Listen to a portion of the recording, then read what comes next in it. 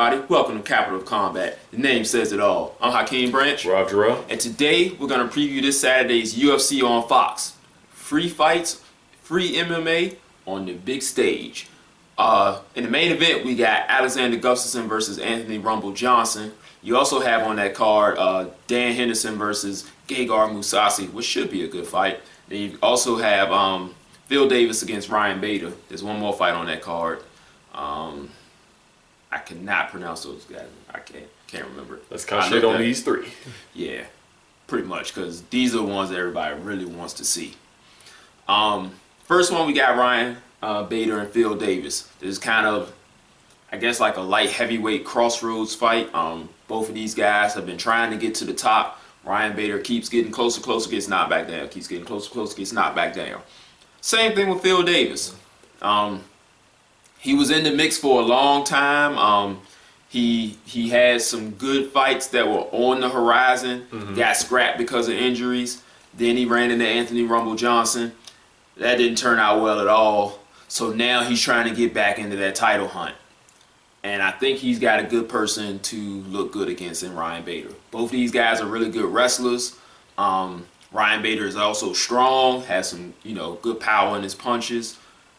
But I think Phil Davis is dynamic enough to pull this one out. What about you? Yeah, I want to give it to Phil Davis. It's kind of someone has to step up in this fight. I mean, each time they stepped up to fight A-level competition, it has not worked out well for them. Phil Davis, like I said, is dynamic. He needs to use his athleticism and speed to kind of outmaneuver Ryan Bader. Ryan Bader needs to slow Phil Davis down. Yeah. Because they're both wrestlers, I expect this one to play out in the stand-up. I don't think they're going to do a lot of wrestling because they're both good wrestlers. Well, then at this point, I'm not saying he's a knockout puncher, but Phil Davis needs to be assertive because he has been comfortable. Sometimes he looks confused and not really sure what he wants to do, so he's hesitant. And you could actually see that versus Rumble Johnson, and I believe he fought, was it Rashad? No, he didn't fight Rashad Evans. That one fell apart. Machida. And you could tell he was just kind of confused in the fight. Well, granted, that was Lyoto Machida.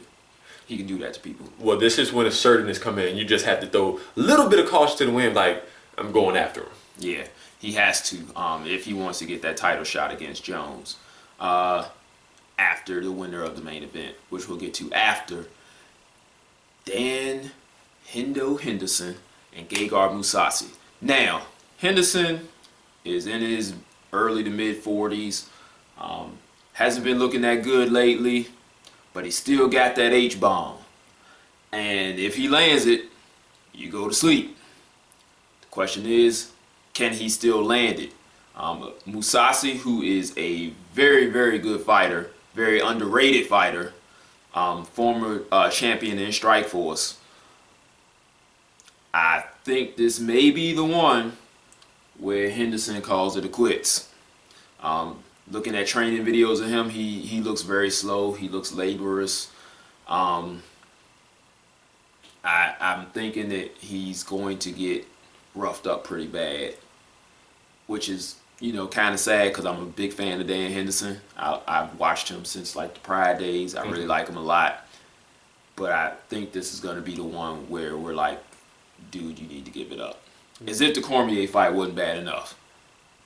And, Cormier was on the fast track to a title shot. Mousasi is not, but he is a good fighter. And this is going to be that one where like, oh man, you losing to this guy. And it's going to be because people don't really know who Mousasi is like that. But he's a damn good fighter. And he's going to show that to you on Saturday night.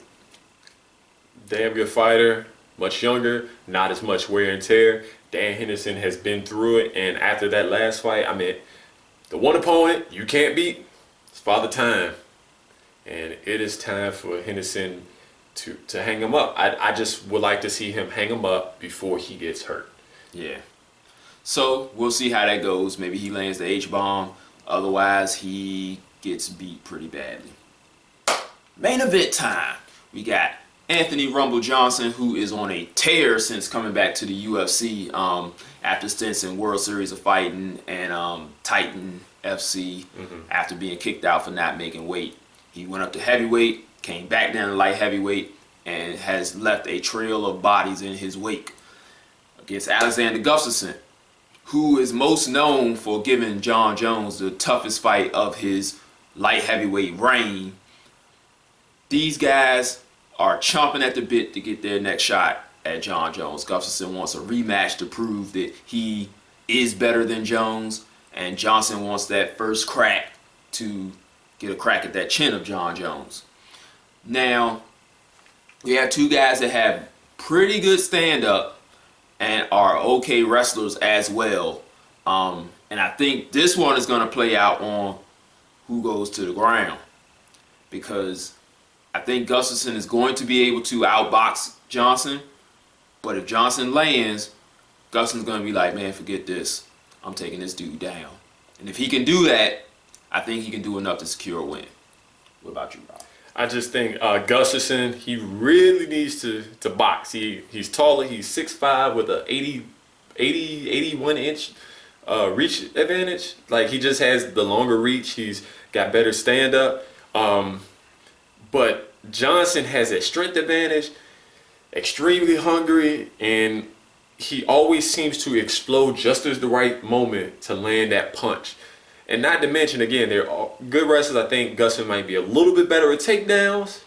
But Johnson, I just think that strength is going to carry. It's just going to carry him. He's athletic, very strong. Remember, he fought at heavyweight, which is extremely strong there. So 205 shouldn't be much of an issue for him. And I just think he's a more explosive puncher. Now, the X factor for this fight is going to be the length of time. It's a 5-round fight. Gustafsson has been 5 rounds once, and I don't think Johnson has. That may be where he can take advantage and later on in the fight start getting some takedowns to secure the victory. That's how I think it's going to go. He's going to start boxing. Later on, he's going to start getting tagged. Johnson's going to slow down. Gustafsson's going to adjust, start getting some takedowns, and secure the decision victory.